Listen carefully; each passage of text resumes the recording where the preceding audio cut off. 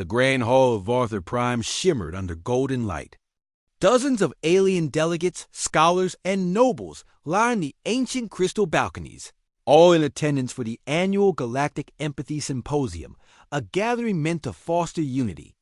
A cross-species dot, but as with all grand ideas, not everyone lived up to the ideal dot in a corner. Curled up and silent was Mirok, a juvenile dragon from the Dravi lineage. His scales, once destined to turn blazing crimson, were dull with sadness. His wings, once meant to shadow the skies, lay limp.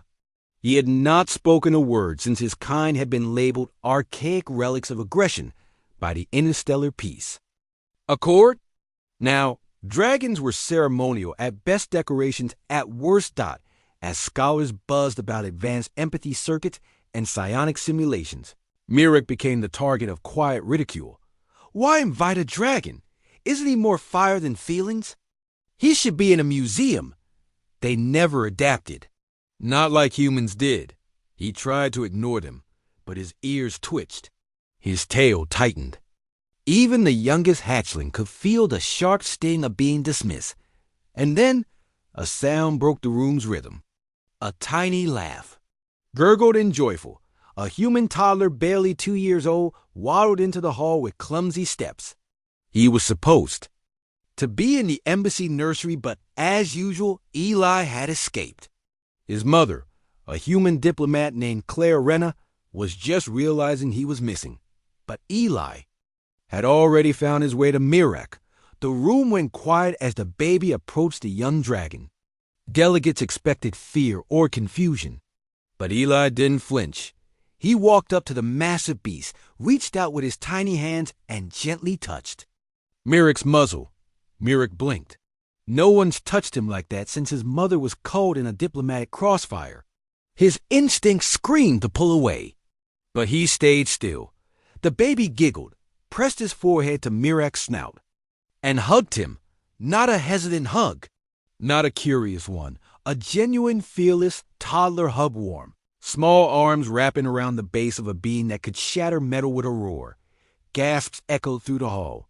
The delegates froze, some ready to intervene. But then they noticed something far more shocking. Mirok was crying, silently, without sound. A single glowing tear dropped from the dragon's eye and landed beside the baby's foot dot in a moment that could not be simulated by any empathy tech.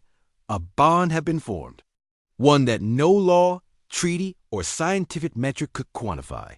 Claire rushed in, panicked until she saw her son resting against the dragon's chest. The massive beast curled protectively around him. No aggression. No danger. Just understanding. The broadcast footage went viral across 5 sectors. Within hours, headlines dominated the networks. Dragon comforted by human child senators speechless. No simulation matched this. The empathy of innocence. The baby and the beast melt galactic hearts.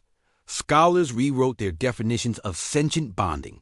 Empaths cried openly. And the Galactic Council issued an official apology to the Dravity delegation. But most importantly, the ridicule stopped. A week later, Mirok arrived on Earth. Not as an exhibit, but as an ambassador of ancient wisdom to humanity. He slept in a reinforced habitat beside the Renner residence.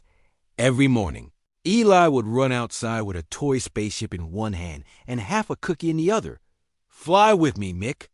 He'd shout in toddler speak, and Mirok would spread his wings, slowly healing, and leap into the air, letting the boy ride on his neck, supervised and safely harnessed. The skies above their city would light up with color and laughter. Aliens came to observe. Robots failed to analyze. The diplomats tried to coin a term, but the galaxy settled on a simple title. The boy who hugged the dragon and changed everything. HFY message. It wasn't human strength, warships, or diplomacy that made the biggest impact this time. It was the pure, unfiltered empathy of a tiny human child, proof that sometimes the most powerful weapon humanity has is its heart.